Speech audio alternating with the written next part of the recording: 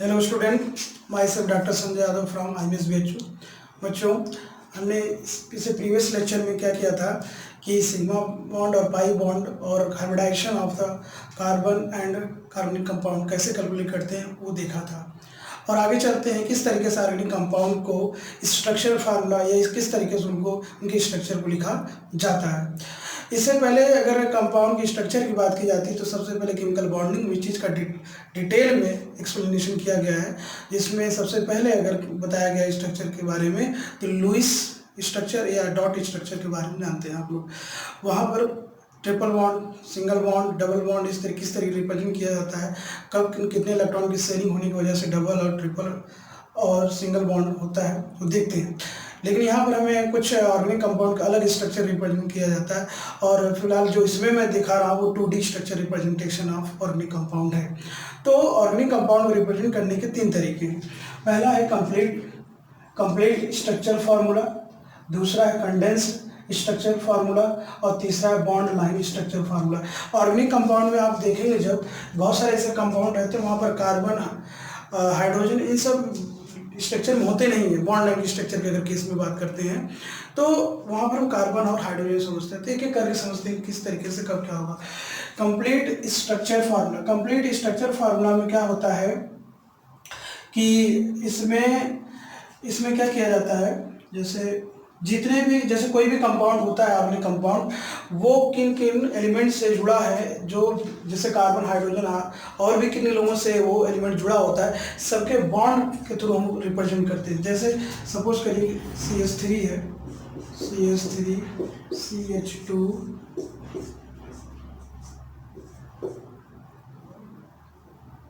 ये हो गया। तो इस तरीके से अब इसको हम क्या करना है कि अगर हमें कंप्लीट स्ट्रक्चर लिखना है तो हमें हाइड्रोजन को और जो कार्बन एक दूसरे से जिस तरीके से जुड़े हुए हैं सबको एक्सपेंड तरीके से लिखना है। मतलब हर स्ट्रक्चर, हर एलिमेंट को दूसरे एलिमेंट के साथ किस तरीके से जुड़े हैं, बॉन्ड ओपन करके दिखाना है इस तरीके से। ठीक है, अगर इस तरीके से लिखते हैं तो ये कंप्लीट स्ट्रक्चर कहलाता है।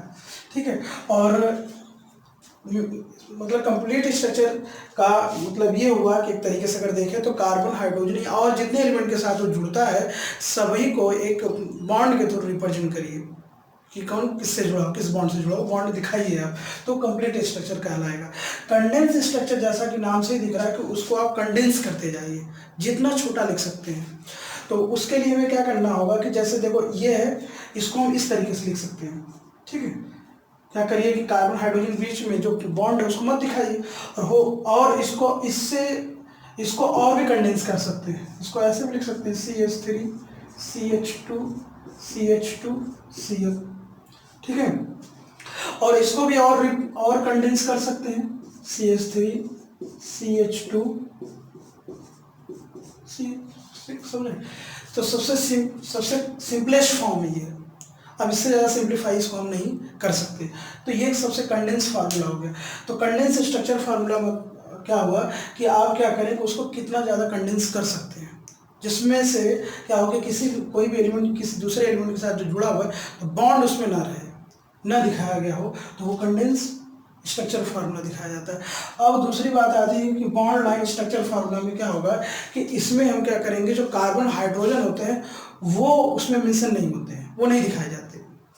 जैसे अगर हमें इसका लिखना है तो कैसे इसका लिखेंगे, सपोज कर लो। ठीक है, ये है, इसको हम बॉन्ड लाइन स्ट्रक्चर से ऐसे दिखा सकते हैं। और हमेशा टर्मिनल पार्ट होता है किसी भी कंपाउंड का, अगर वहाँ पर कोई ग्रुप या कोई भी एलिमेंट नहीं जुड़ा हुआ है तो हम कार्बन मानते हैं। जैसे यहाँ पर कोई चीज़ नहीं जुड़ी है तो यहाँ पर कार्बन मान लीजिए आप। ठीक है, और कार्बन और टर्मिनल पार्ट हमेशा मेथाइल होता है, CH3 होता है। ठीक है, तो यहाँ पर कार्बन भी होगा, यहाँ पर भी कार्बन होगा। जब भी बैंडिंग आती है थोड़ा सा जहाँ मुड़ा होता है वहाँ पर हमेशा कार्बन किया जाता है। अब हाइड्रोजन कितना होगा उसको कैसे लगाएंगे आप, कार्बन की वैलेंसी के आधार पर, क्योंकि कार्बन की वैलेंसी जो होती है 4 होती है। तो उसको कंप्लीट करने के लिए आप हाइड्रोजन से उसको क्या कर सकते हैं, सेटिस्फाई कर सकते हैं। अब जैसे ये क्या है, क्लोरीन है Cl, इसकी वैलेंसी 1 होती है, तो ये तो कार्बन के साथ सिंगल बॉन्ड बनाएगा। फिर इसकी बात करें तो यहाँ पर कार्बन 2 बॉन्ड बना रखा है, लेकिन इसको 4 बॉन्ड बनाना चाहिए, बनाता है, जिसके लिए इसको 4 बॉन्ड कंप्लीट करने के लिए हम 2 हाइड्रोजन लगाकर कंप्लीट कर लेते हैं। इसी तरीके से अगर इसकी बात करें तो ये कार्बन, इसको 2 हाइड्रोजन लगाकर हम कंप्लीट करेंगे। लेकिन अगर इस कार्बन की बात करें तो यहाँ ये कार्बन टर्मिनल है और सिंगल बॉन्ड से जुड़ा हुआ है, तो इसको हम 3 बॉन्ड से और जोड़ेंगे ताकि इसकी वैलेंसी पूर्ण रूप से कंप्लीट हो सके। ठीक है, तो बॉन्ड लाइन स्ट्रक्चर, तो बॉन्ड लाइन स्ट्रक्चर का मतलब ये हुआ कि आप उसमें कार्बन और हाइड्रोजन को न मेंशन करें। और इम्पॉर्टेंट एक बात और है, टर्मिनल एटम जो होते हैं, टर्मिनल पार्ट जो होता है और भी कंपाउंड का अगर कोई एलिमेंट्स नहीं लगा हुआ है वहाँ पर जो डिफरेंट है कार्बन हाइड्रोजन के अलावा, तो वहाँ पर हम मेथाइल ग्रुप मानते हैं। ठीक है, और आगे आप देखते हैं किस तरीके से बच्चों ऑर्गन, जैसे अभी हमने देखा कि रिप्रेजेंटेशन ऑफ ऑर्गेनिक कंपाउंड अगर 2D में देखते हैं तो 3 तरीके होते हैं, और अब देखते हैं 3D में किस तरीके से रिप्रेजेंट किया जाता है ऑन द पेपर। तो क्या है representation of organic compound in 3D, इसी को हम दूसरे नाम से भी जानते हैं wedge and dash representation. Wedge and dash representation 3D में जब रिप्रेजेंट करते हैं, इसमें 2 चीज़ें होती हैं, एक सॉलिड वेज होता है और एक डैश वेज होता है। होता है क्या है कि सॉलिड भी इस तरीके दिखाते हैं, और इसका जो मतलब होता है कि projection out of plane of paper, ठीक है, टुवर्ड द ऑब्जर्वर। ये प्रोजेक्शन ये क्या रिप्रेजेंट करता है जब हम बनाते हैं ऑन द पेपर, तो उसमें क्या होता है कि projecting out toward the observer. जैसे मैं अगर इस पेपर ये मैं इसको ऐसे देख रहा हूँ तो ये मेरे तरफ ऐसे होगा, ऑब्जर्वर की तरफ होगा। ठीक है, तो इस तरीके से हो गया। और डैश वेज का मतलब हो गया कि projecting out of the plane of the paper and away from the observer. Away from the observer मतलब जो देखने वाला है उससे दूर होगा, और जब सॉलिड से दिखाते हैं तो उसकी तरफ होगा। ठीक है, तो ये चीज़ हो गई। और जो जिस प्लेन में है कंपाउंड उसमें रखने के लिए हम नॉर्मली क्या करते हैं, एक लाइन, सिंपल से एक लाइन का यूज़ करते हैं, स्ट्रेट लाइन का यूज़ करते हैं। तो 3 तरीके का इसमें बॉन्ड होगा, दिखाया जाएगा, एक सॉलिड वेज, डैश वेज और एक नॉर्मल, इस तरीके से। ठीक है, तो ये टुवर्ड ऑब्जर्वर होता है, ये अवे फ्रॉम ऑब्जर्वर होता है, और ये उसी प्लेन होता है जिस प्लेन में कंपाउंड रखा हुआ है। जैसे मान लीजिए एग्जाम्पल एक लेते हैं CH4।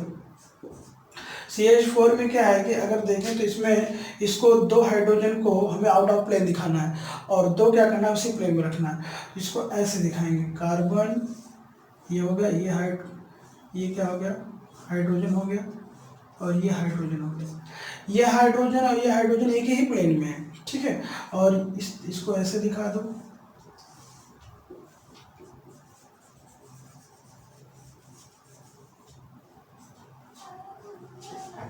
ये हाइड्रोजन हो गया